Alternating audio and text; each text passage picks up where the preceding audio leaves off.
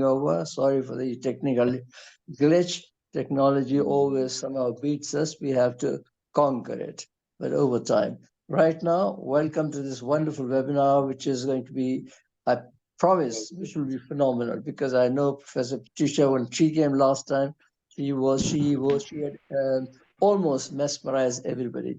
So she's come back after a year, a great scholar. It is my great pleasure to introduce today's webinar, which is on something which is really fascinating. It's coming up every day in medical education, best evidence medical education.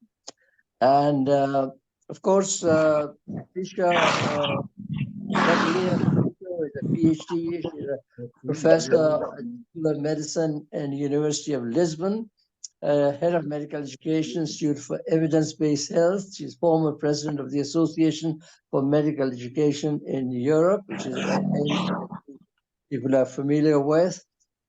She's former chair of BEME Collaboration Board, Best Evidence Medical Education Board. She is also International Educational Advisor. And from my point of view, she's also the most important thing, because I'm a student of ethics, that she's also a member of the UNESCO International Council for the Education Department and Bioethics and the Global Network of Bioethics in Medical Education. And I'll ask her if I could also be included in the list of our students. So over to you, Madalena. Go ahead. Ahmad. Yes. Go ahead. What do you do? Go ahead. Go ahead. You can start now. I can start? Okay. Yes, So, yes. Share your screen. It is shared. It is okay? Let's have a look. Yes, madam, it's perfect. Please go ahead. Perfect. Okay. Yes, go ahead. Okay. Let me start by thanking the organizer for this invitation. It means a lot to me. And as it was said just some minutes ago, this is not the first time, and it's always a pleasure to collaborate with Sivu. So the topic is an introduction to BEME, Best Evidence Medical Education Collaboration. And let me just, before starting, say something very short. Each time I'm saying medical education, now we have transformed the name of BEME to health professions education. And but to be short, and in the slides, I will use medical education, but from here, you can understand that it can adapt to whole health professions education. What I'm going to do is to try to tell you the BEME story. And I will start by saying that medical education is facing great changes implying teachers' decisions.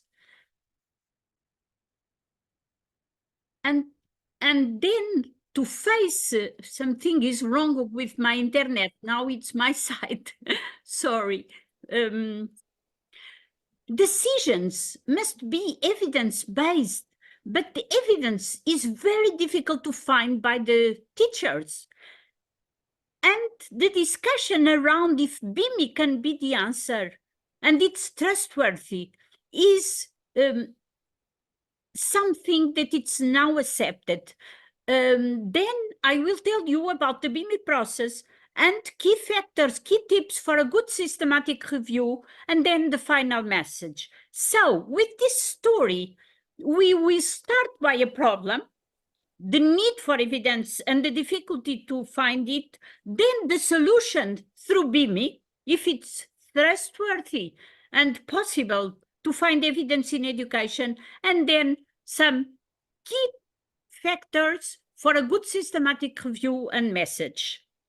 The outline, so, is very easy, is exactly to approach these topics one by one. Let's start with the first one, the need and difficulty of finding evidence. Some years ago, already more than 20 years ago, the cover of the Times was the following: what's a good doctor and how do you make one? And I think you all agree with me that the times question remains the same in today, with medical schools looking forward to find what works better in medical education. We have different developments, challenging developments that are taking place in medical education. They are facing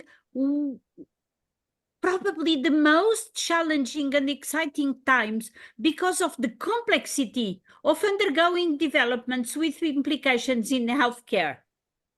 And I'm sure you agree with me that among these challenges is globalization, is the explosion of medical knowledge, is the explosion of medical technology, is patients, new requisites so different from the past, is the different students arriving our schools also so different from 10 years ago.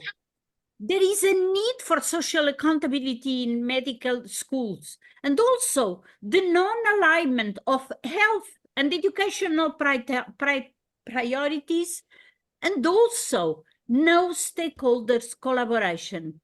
All these are enormous challenges. And the question is, are the teachers, are the schools taking good choices or bad choices? How can the teachers and schools be sure that they are taking the good choices? Previous teaching solutions do not effectively address the complex challenges mentioned above. And the fog approach, for instance, is not working, as Professor Harden stated in 2000, because it is based in prejudice, in hunches, in opinion, and also in guesses. So it doesn't work. But also, the magician approach is not working, because good decision in education is not something the teacher can take out of his head. So the question is, can teachers and schools be up to date in medicine and medical education? How can evidence be identified by a busy teacher? I have a question for you. Unfortunately, I'm not with you face to face. So the question I would like to ask is, how many articles did you read last week? 2, 3, 5, 10, probably not so many. And how many articles do you need to read per day to be updated in medicine? Do you know? If I go back to what Sackett said in 1979, 3 decades ago, he found that to keep up to date in internal medicine, it was necessary to read 7 articles per day, 360 days a year. As you know that from 8 to 8 years, the knowledge in medicine is duplicated. Could you imagine now how many articles we need to read? But Dave Sackett also said that half of what is taught at the university is wrong, and the worst is that teachers don't know which half is wrong. Information overload is the major problem when looking for evidence in medicine. But what was the solution found for this difficulty, to see if it applies also to medical education? So the Cochrane collaboration is producing systematic reviews to help doctors to take informed decisions. And for this, the Cochrane collaboration, which is an international group dedicated to evidence-based medicine, based on the application of the scientific method to all medical practice, is looking for the evidence to be transmitted to the teachers. And what about in medical education? It is sure you can say that we have not the huge amount of information we find in medicine. But what about medical education? It is now recognized that a more scientific approach is needed in education because there is no one best method. We continue to witness discussions, debates, conference, symposium, and so on the best methods to teach or evaluate students. But there is not such thing in education. There is, therefore, a need for evidence-based education, and the move from opinion-based to evidence-based starts to be recognized with stakeholders looking forward to available evidence to inform their decisions, as it is done in medicine. And there is a third factor also. More accountability is requested from medical school who are under scrutiny and need to respond to the society and so on to justify their options. So evidence is needed for this justification.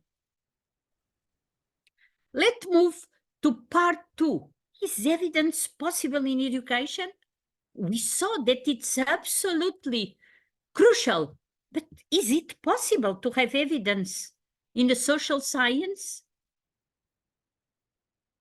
The answer can be BEME. BEME is producing secondary research for medical and health professional education. BEME, Best Evidence Medical Education, is an international group of individuals, universities, and professional organizations committed to the development of evidence-informed education in the medical and health professionals. So, BEME aims to collect evidence of what works, for whom, when, and in what circumstances. Because, as we will see in a moment, it's different from the evidence in medicine. And can we trust BEME? This is our second question. If we can have in education something similar to Cochrane for medicine, it would be extraordinary. So, as Cochrane is doing for doctors, BEME is supporting teachers in taking informed decisions by also making systematic reviews based on the best evidence available. So, the BEME initiative, the BEME, as I defined, is working to answer all these questions. And facing these questions, at the Faculty of Medicine at the University in Lisbon, we decided to examine the basis of educational evidence compared to clinical evidence. And also we decided to examine the different nature of the science behind each approach. I will share now the results of this study that was presented at the BEME conference in Lyon.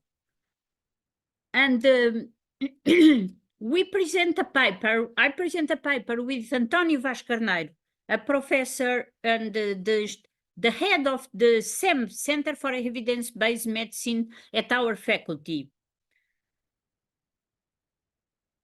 The research question was, which are the major differences between Cochrane and the BEME systematic review? And the methods were that BEME reviews in medical education and in Cochrane reviews in clinical medicine were analyzed to compare them based in the reviews that are undertaken at the CEM, the Center of Studies of Evidence-Based Medicine, at the Faculty of Medicine at the University of Lisbon. But before presenting the results, it's important to share with you the following. Causality in medicine and education must be defined.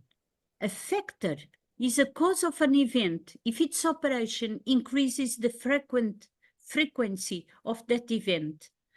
And also, it's important to say that it's true for clinical medicine and medical education, but in education and all social sciences, we need to pay attention to other variables.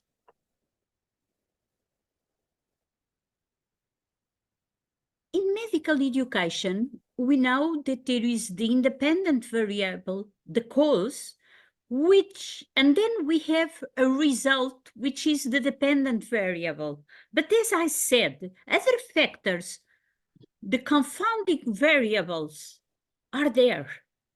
And these external factors that correlate are not direct causes. To make this clear for you, I can say, for instance, when there is a fire, you have the bells in the fireman academy or so ringing, but you cannot say that the bells are causing the fire. No, they are related to the same thing. They are associated, but they are not the cause. So in BEME, as in all human sciences, we must consider the stronger effect of these confounding variables.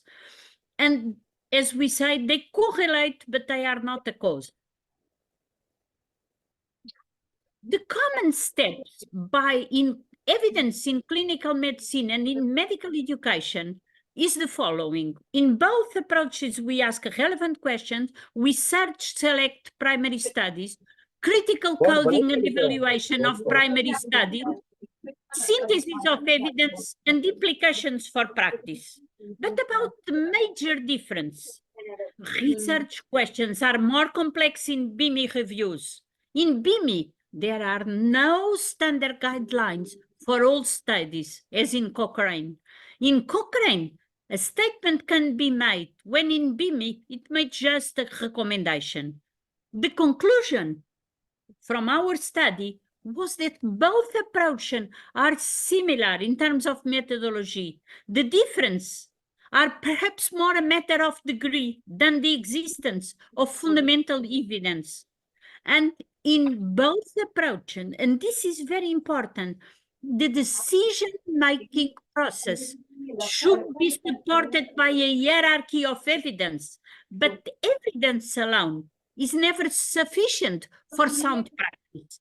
So you need to examine the evidence that was generated, think in your context, and see if it applies and if it makes sense. It's not just a question of statistical significance. It needs to make sense. The most important conclusion, I already mentioned it, the synthesis in Cochrane gives you a point of estimate, and you can have guidelines and very precise indication to the doctors.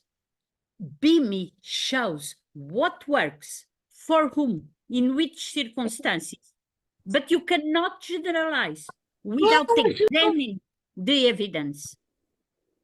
This is due to the confounding variables.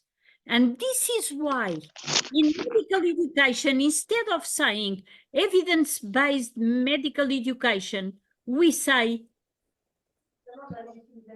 best evidence in medical education. I will send this paper to you with more information and more details on this study. And let's move on to the BEME collaboration as a trusty answer. Let's see if this is possible. We have several contributions by BEME. The BEME guides, more than 80 systematic reviews are already published. And BEME has answers to support teachers. Some examples. For example, should I use simulation in my teaching? And what then? Which are the 10 measures that I should take to make it more effective? We have the answer if we look at BEME Guide 4, and you can see the features of effectiveness already published in 2005. Feedback, repetitive practice, curricular integration, range of difficulty level, and so on. This is fabulous because we could see what we need to pay attention if I want to install or to provide simulation in teaching. Another example, what are the proven benefits of a curriculum where students have clinical experience in the early years? For the answer, you need to look at BEME Guide 6, and then there was updated.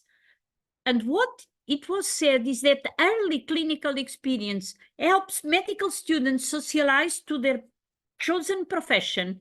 They help them to acquire a range of subject matter and makes their learning more understandable, real, and relevant. It's completely different than to just learn by the books. Clinical contact is fundamental because it has potential benefits also for other stakeholders, notably teachers and patients. It can also influence the career choices. Another question, what can be done to deliver an effective faculty development program? What are the results of staff development? For the answer, you should look at BEME Guides 8, 19, and 40. Just take the BEME Guide 8.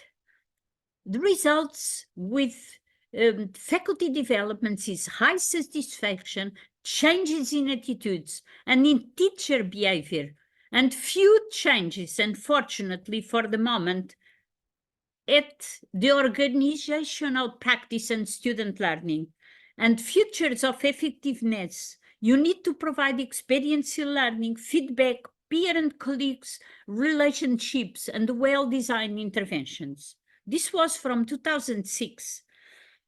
Another one from 2016, should we use a multiple mini interview or a traditional method to select students for undergraduate health programs? We can find the answer in BEME Guide 37, which concluded that these multiple mini interviews should have 10 to 12 stations. They are feasible and accepted as an alternative to panel interviews, but schools must identify before implementing the interviews, they need to identify the attributes they value and blueprint them to the multiple mini interviews.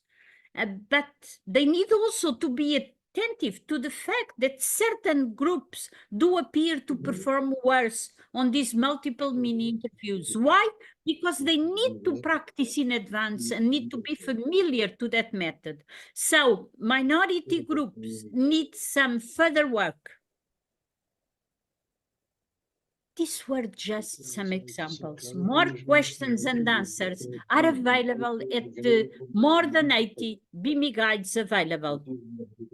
And just to call your attention, in the first BEME guide published, it was, the leader was Barry Eisenberg from the University in Miami and from the Gordon Simulation Center. He is now the director of that center.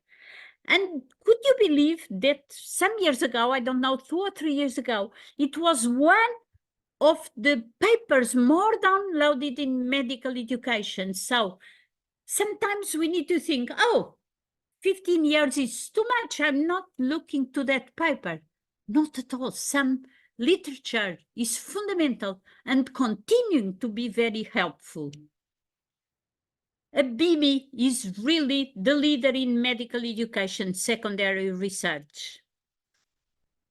Let's now move to the fourth part of this presentation. BEME process when undertaking a systematic review. We have 10 steps, and they are the following.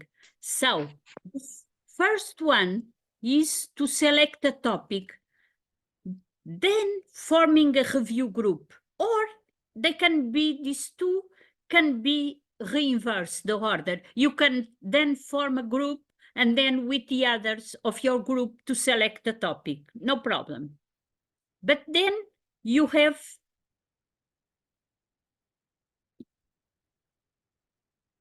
to decide on the question, or questions of research and the type of systematic review you will perform. You need to register the topic.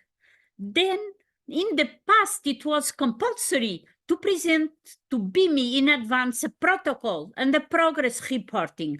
Nowadays, things are changing, and you can send your review, if you are competent enough and familiar to the BEME process, to the medical teacher to review. But I continue to advise you register a protocol and you grow through it. Then you have to submit a completed review. Then you undertake the publication process, and also you need to be committed to update the review from 5 to 5 years at least, which sometimes is not done. More information on this progress, I'm going better. I already sent to organizer of this webinar, and you will find this, they will be sending all of you. If you ask me, from these 10 steps, which is the most important step? I would say that all steps are crucial.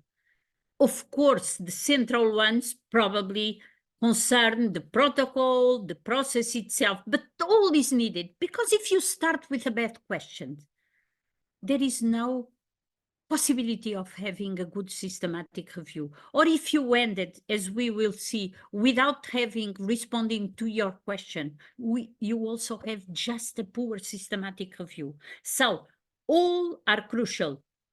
And we have done something that started with me and António Vaz Carneiro from my faculty, the professor I already mentored. We designed a checklist to help reviewers to appraise a submitted protocol.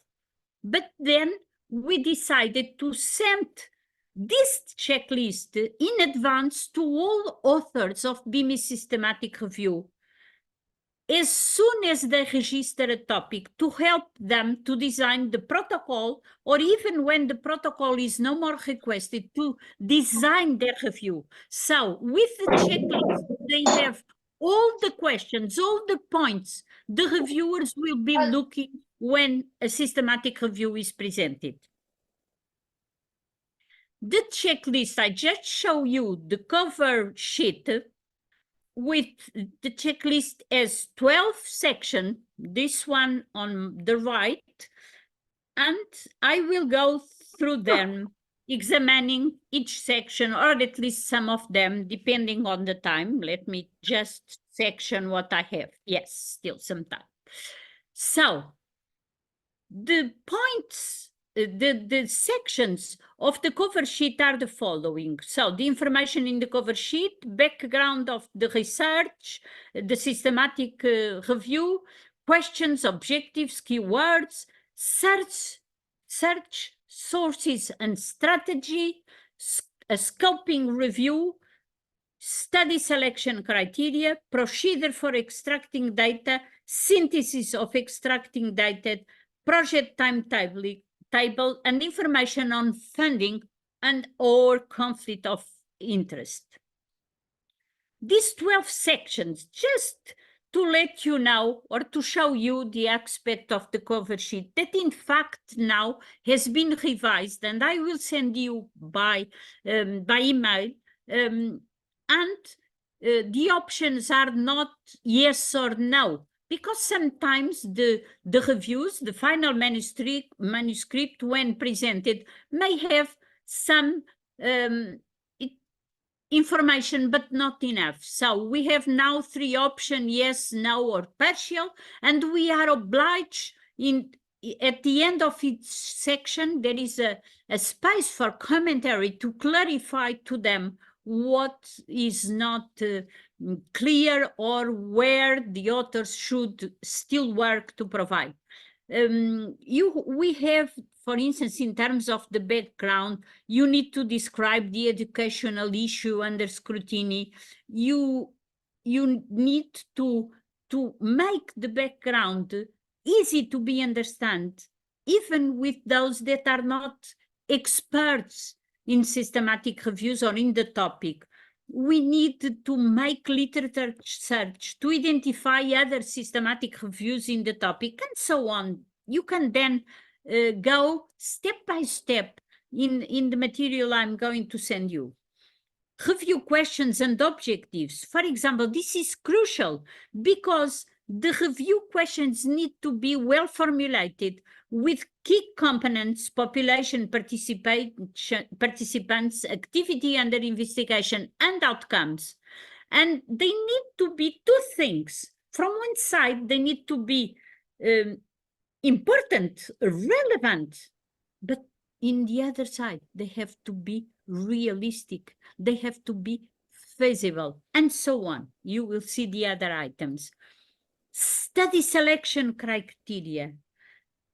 You need to clearly define the types of study you will be included. And why this? Because a key characteristic of BEME systematic review is that if you publish your criteria for selection and the papers of the papers included, if another person wants to redo your systematic review, he needs to find exactly the same papers you decided to accept. So, also, you need to adequately describe the reasons for any restrictions of papers you found, because it is important. You cannot pass, as sometimes is done, from, I don't know, 2,000, 3,000 papers, and then you end it with 17 papers without showing all the process and what kind of papers were rejected. You have to be given a look in the forest, let's call the papers as a forest of papers, understanding why some were out and the others are in. Search sources and strategy. This must be exhaustive and rigorous. And the protocol, when it appears to be presented in advance, or then the systematic review, if it's directly presented, needs to show, to present the full range of sources to be consulted and make this accessible to the readers. And all the limits for the search, for example, language, geography, needs to be justified. More, extracting data. This is also a crucial section because it needs to have at least 2 coders. And there is no possibility. They need to explain and can be negotiated, but a systematic review needs always at least 2 coders. Why? Because this is something we do to prevent subjectivity. It is not easy that 2 people have exactly the same mistakes or the same subjective views. So having 2, at least ideal 3, we can overcome this difficulty. All the description of relevant methodology data to be extracted and presented. So we need to describe the methods, the participants, the outcomes, the conclusions, etc. And usually you propose also an Excel with the fields that you are looking for to code the data that will be collected. Appraisal of studies. This is also crucial because it is not enough to find articles, but you need to look at the primary studies and judge their quality. You can have many, many articles, but if the quality is extremely poor, in the design of the primary systematic reviews, you will end it with nothing, or you will end it with no objective results. So when you appraise the studies, you need to be sure to get consensus between the two colors. And if there is a difference, you should have a third element, usually a more senior researcher, that will look and discuss with you to decide the disagreement situations and to justify. The section 8 relates to the synthesis of evidence and the evidence to practice. This is also crucial because you need to publish the methods to sensitize evidence from quantitative data, and you justify, but also to qualitative data. The more and more the qualitative approach is needed, because many reviews that just give us what was found in the primary studies in terms of a proposal, and the results were very good or good, some methods, or bad or very poor, and so on. If you have not the qualitative approach, you can never know what should be the way you can move out from a bad a situation that it was poor described. So they give you maybe a 5, a 4, a 3, a 2, and a 1. But how should I move from there, from a 2 or a 1, very poor in the scale, if there is no qualitative approach? If we include the qualitative approach, we need to know by the feedback from authors and participants what went wrong and justify a very good rating or a sufficient or very poor rating. The frame and resources, the time frame, you need also to propose a timetable for the stages of your review and who will be involved and the responsibility for each phases. The time allocated must be feasible and appropriate, but it's crucial, because if you don't set clear moments for all the team to be giving what is expecting from their work, you will end it by an enormous delay. No one can trust in the other. So you need to be extremely rigorous and make this clear from the beginning. Human and material resources is probably one very easy description. So the process for training, the logistic resources, the funding are identifying, and so on. And then seeing if all these points are coherent to the needs of your research and so on. And then you have a session dedicated to overall assessment. So you want to see if all the research questions that were set at the beginning of the final manuscript, so of your BEME systematic review, were answered at the end. This is fundamental, as you will see. And you also need to look globally if there is a protocol, if it's clearly written, if it is well structured, and so on. You will see this in more detail on the update checklist I will be sending you. Then when this is for reviewers, they need to make a recommendation to the BEME and saying if it's acceptable or if there are minor amendments or major amendments, etc. This relates to the previous process of BEME, where a protocol was always compulsory. Now, as I said, you can overcome and send, and this will be the final decision. Let's move now to the key factors for a good systematic review. And it's very simple. Please look at this. At the beginning, it's in a systematic review, what is most important is to identify a relevant educational problem to be researched for the research. Then, at the end, it's important to clearly identify the educational implications to practice and research. And finally, I would say that a BEME systematic review is a question of coherence from the initial problem to translation into practice.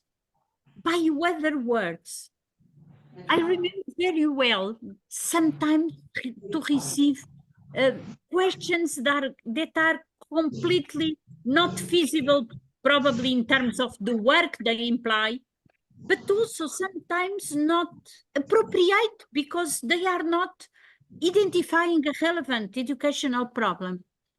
I remember once, to give you an example, to have received the proposal for a systematic review to look at the degree of emotion in a hidden curriculum.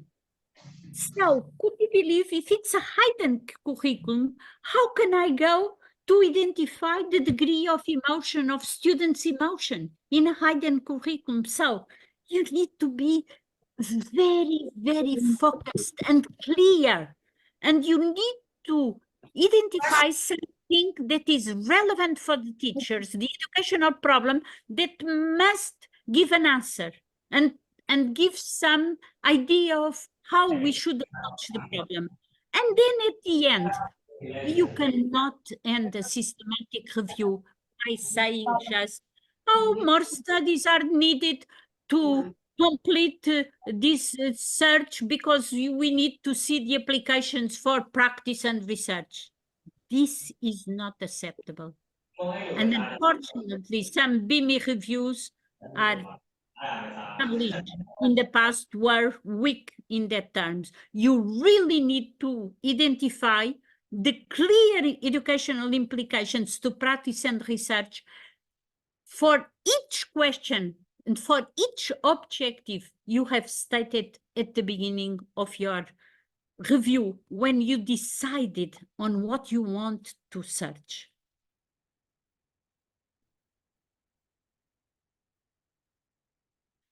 So, moving to the last point, final message. I choose that picture because I think it tells us exactly what happens nowadays with medical education.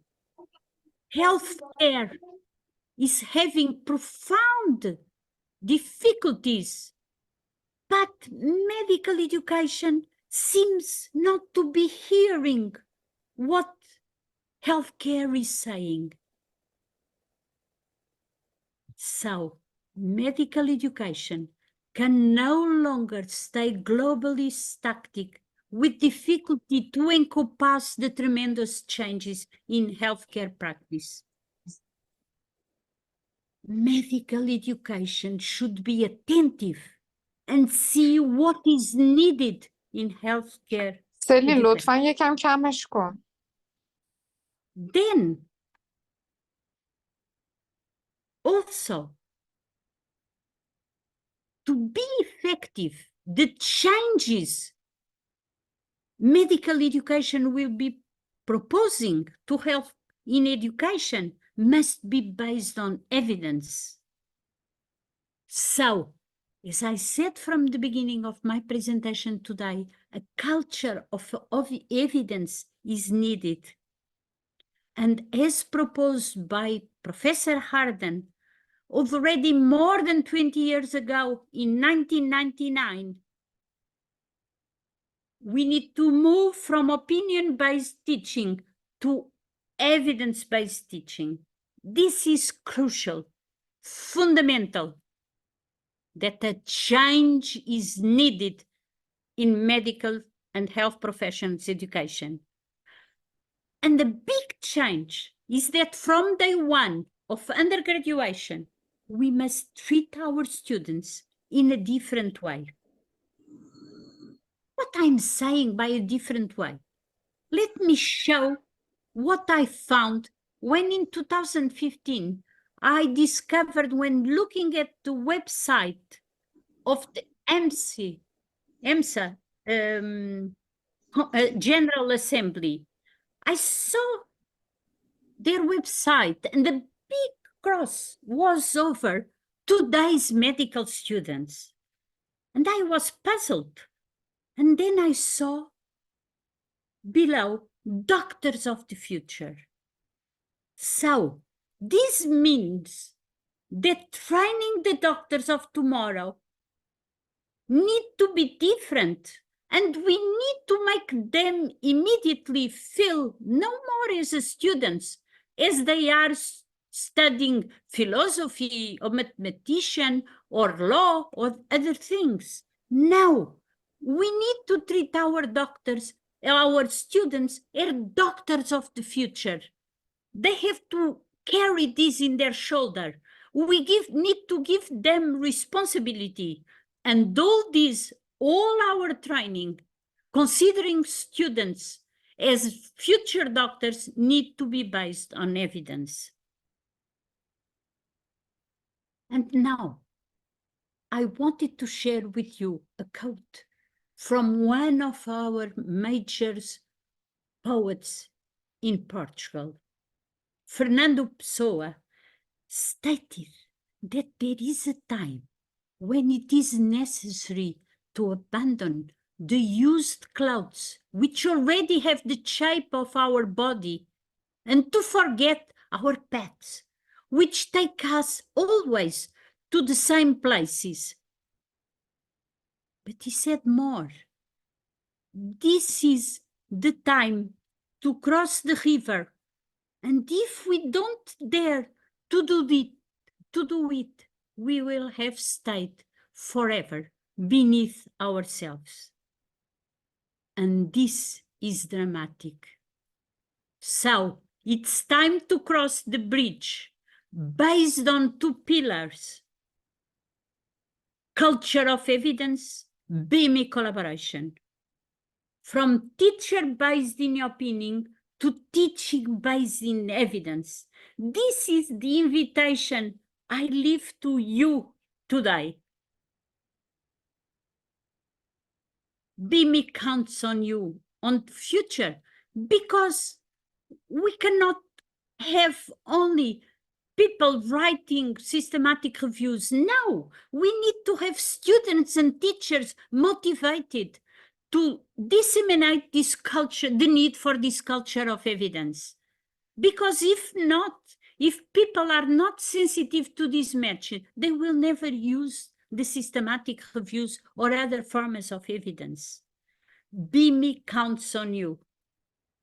And please disseminate BEME culture in your institution, to collaborate as a reviewer, to integrate a systematic review, to undertake a systematic review, and to facilitate you to have the key message of this conference. I have sent support material that usually is available at BEME website, that it's now undergoing construction, to be sent to all of you by the organizers.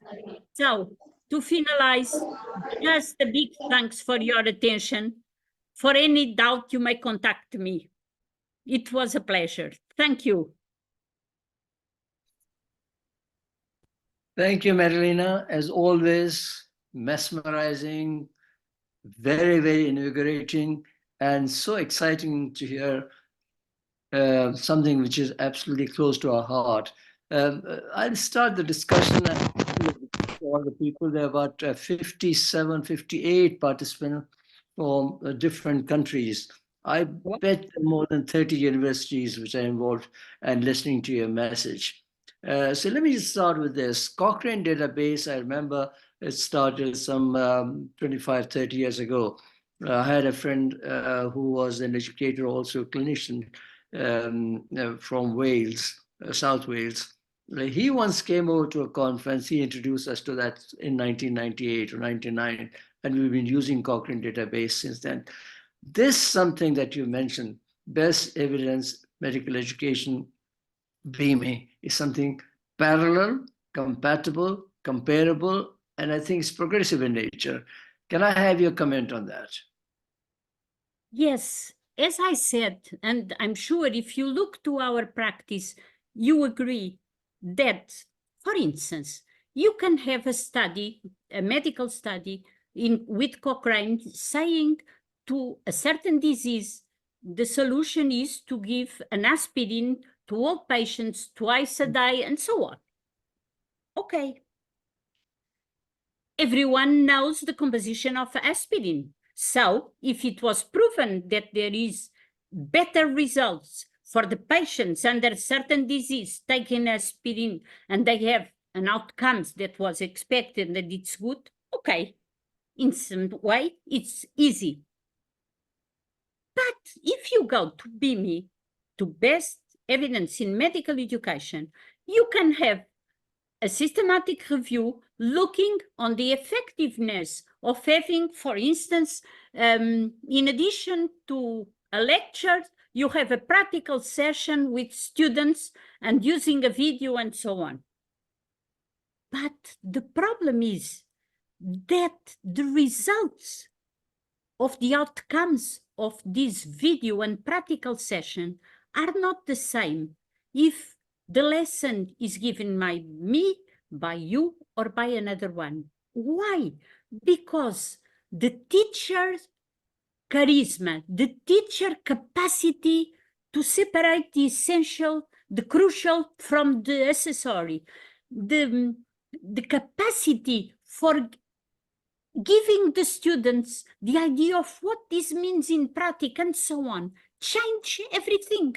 It's not like the aspirin. We all are different. And even the students make a difference in all classes. It's why we need to say best evidence available. And that makes you to have in BEME, in evidence in medical education, you cannot apply with a blind eyes. No, you need to look and decide if what is told by the systematic review seems to be adaptable for your kind of students, for the things proposed by the teacher and so on. So you need really to examine and be ready for not having the same things.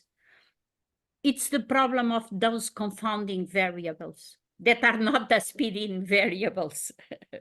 Right. So first thing, that your material that you've sent us will not only disseminate by Gmail, but also upload on our website. So it'll be available to anybody who wants to interact with you directly. But what I would propose is that since we have about 30 odd university students and teachers and scholars right now, maybe I can float this idea and you can invite them to participate in your review board or get involved with your program.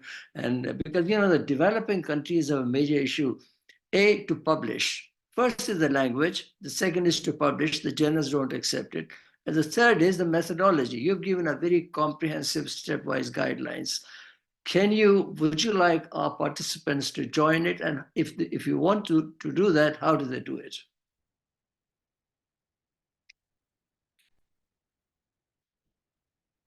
Are you there? You're frozen.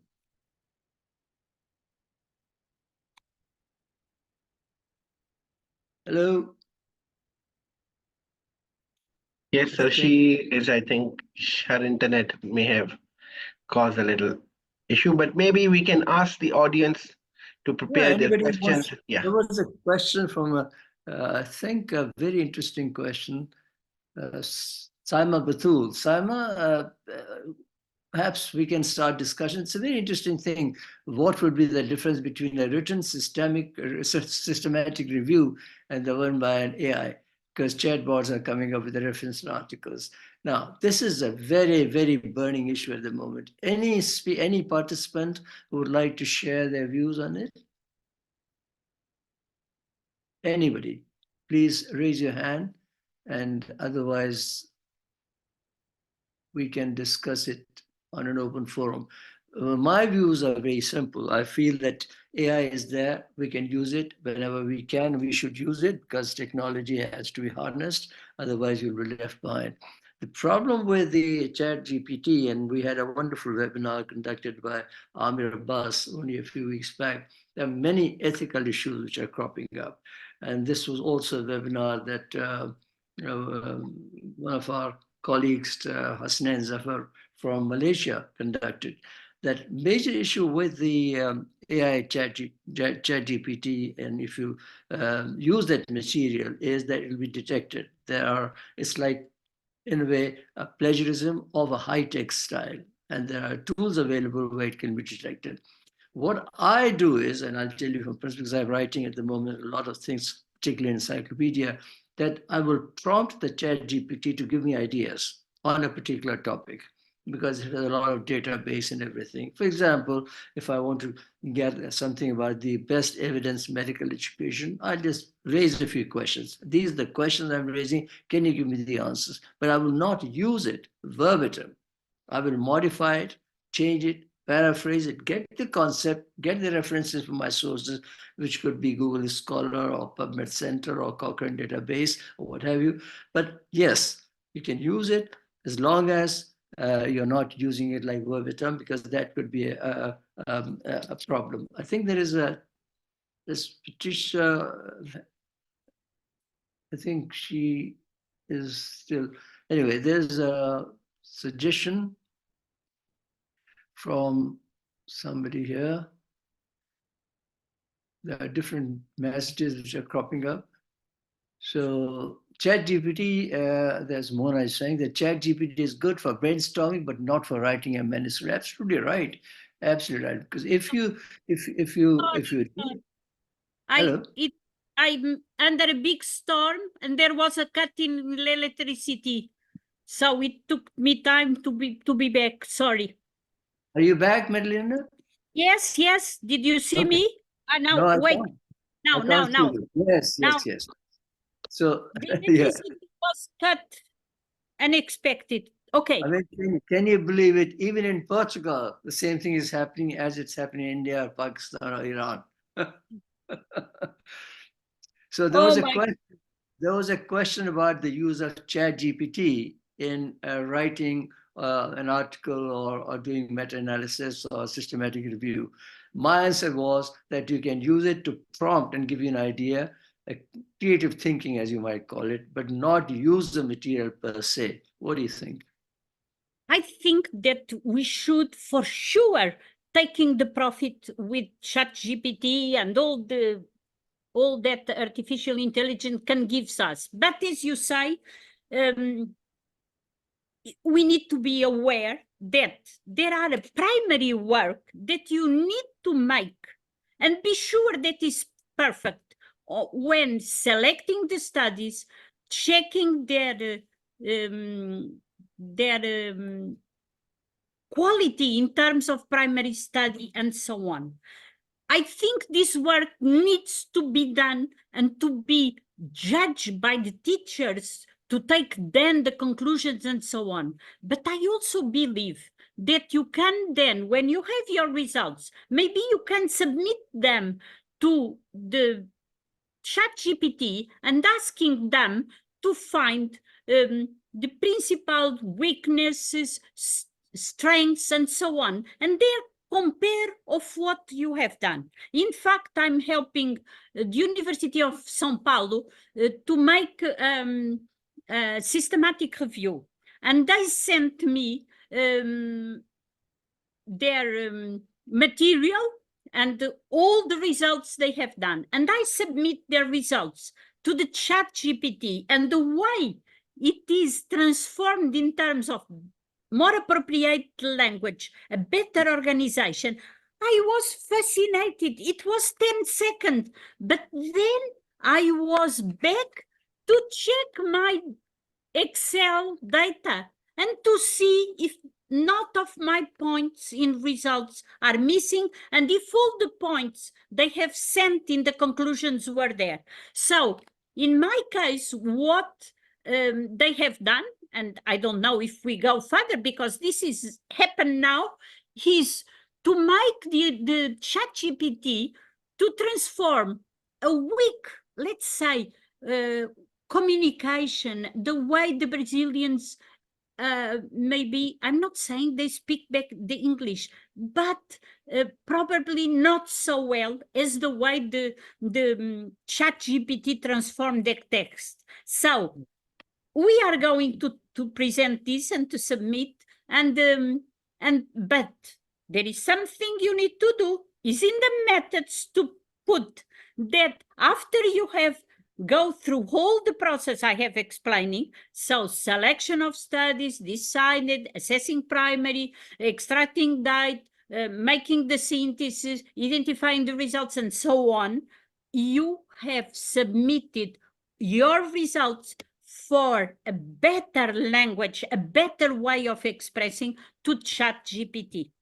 And what after you checked that all the topics you have identified were there, or if there is one or two topics that you have not noticed, but ChatGPT extracted from your results and so on. What we need is to be completely clear.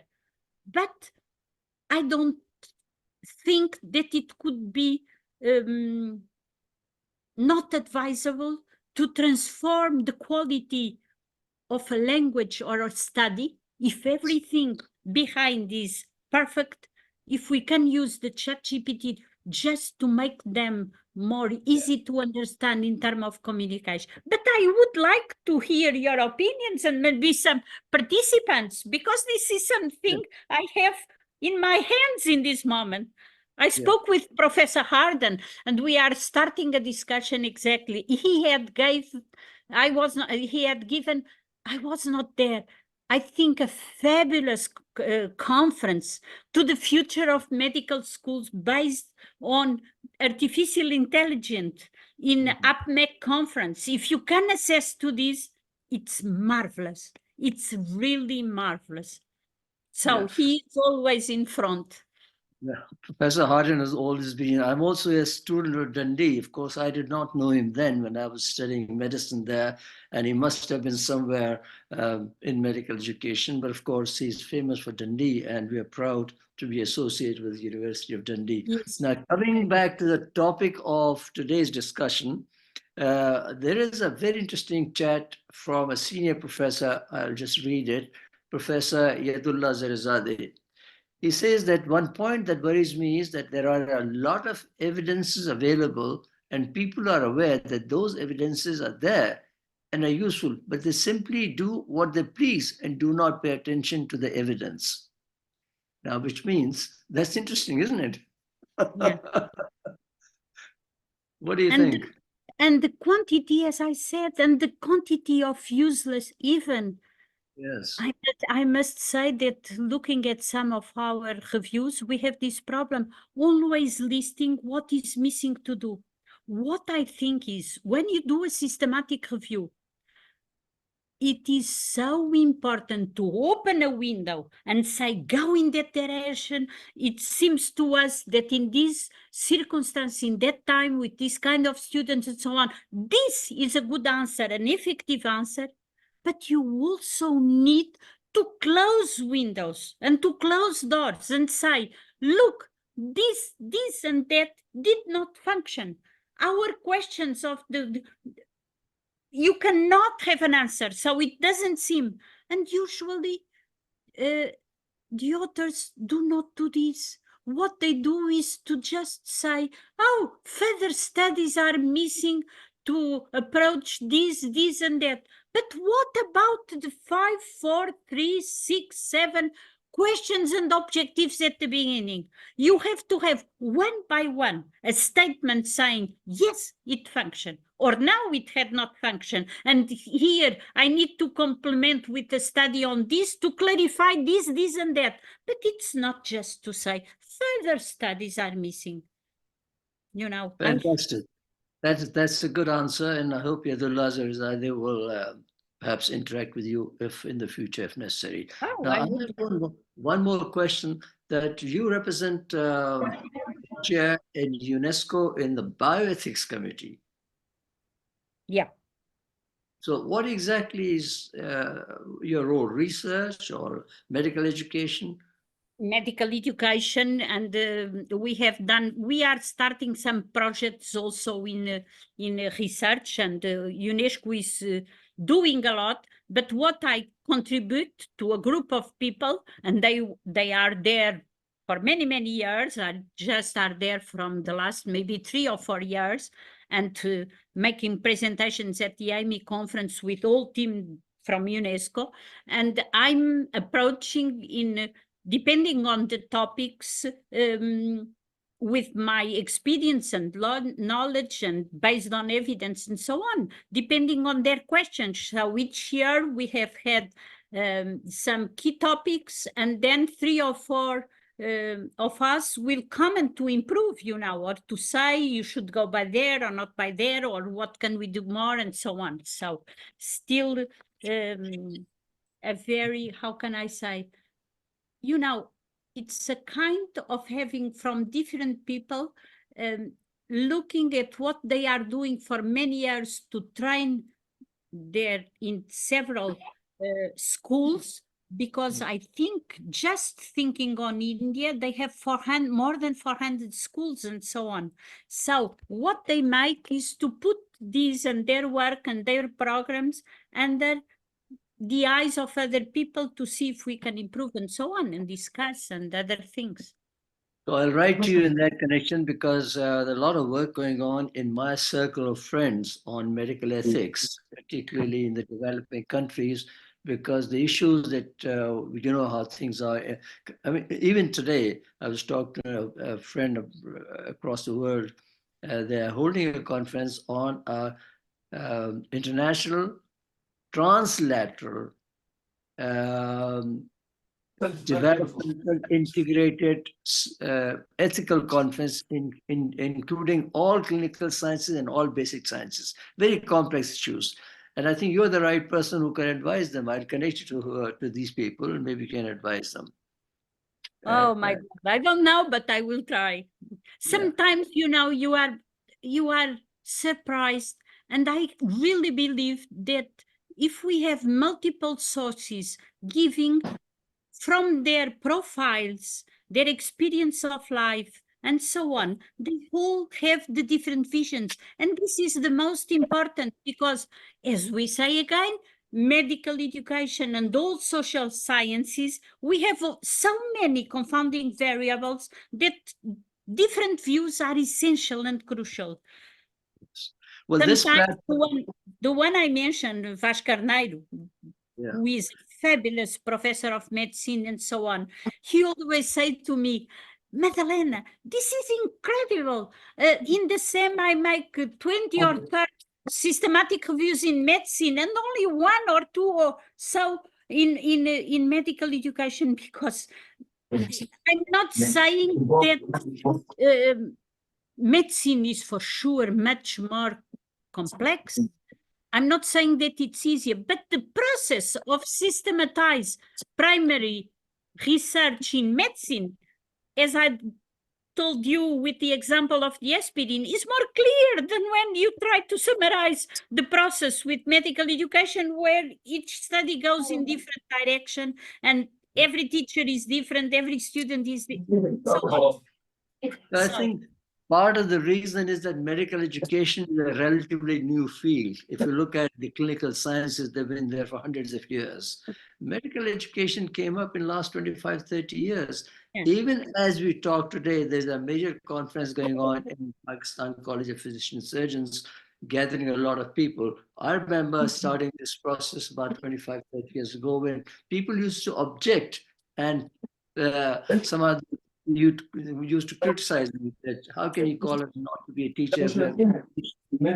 I used to tell them to be a clinician is a different thing, to be a teacher is a different thing. And when you integrate, I like that shadow when the healthcare is shouting into the ear of the Fanta. But there is a... Yes, you're right. They have to integrate it. Medical education has to listen to what the healthcare wants. Yeah, and it's no more an ivory tower in the past, the faculty was convinced they have all the knowledge, and and there was like a wall between Yes. and the knowledge is there, is in the community, is in the health centers, not only in the whole main university hospital and so on. And also what I said about the confounding variables, the fact that the same thing, I can have a PowerPoint, define exactly the same, a colleague of mine is having and do. The impact of my conference and her conference and another one is different because it depends on our inner qualities in different domains. And even in the time of the day, if the students have had an exam before or not, if they are tired. So this is so difficult, but let's try at least to see where I have signs that something is working for someone in certain place.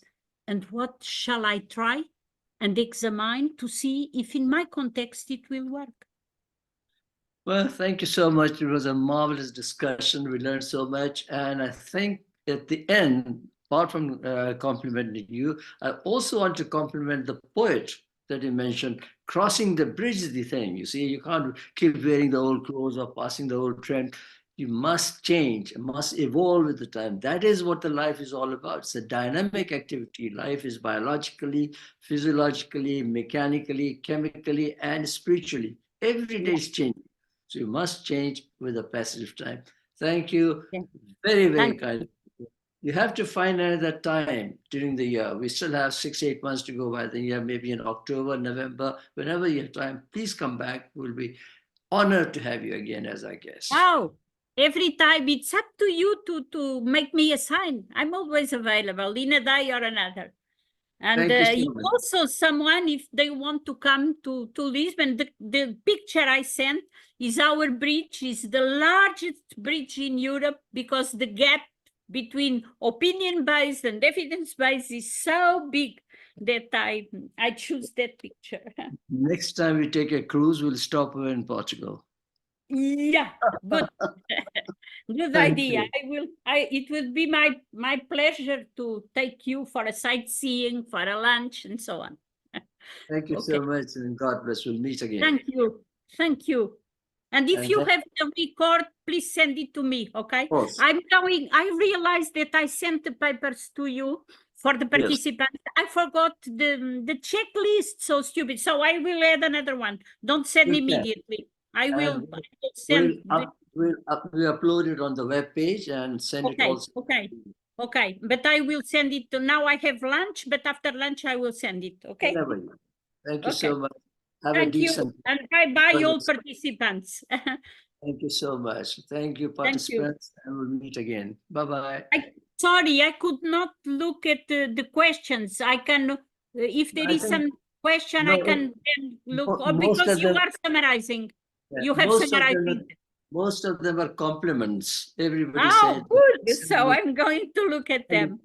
highly innovative topic, very interesting discussion. There were 3 or 4 major questions that I discussed, like the ChatGPT and the evidence base, etc. Okay. So thank you. Let me thank the participants for your attention and for your comments. It's great. And all ended well at the end with Yes. with internet, with problems from both sides. Anyway, Thank you and goodbye. thank you. Bye-bye.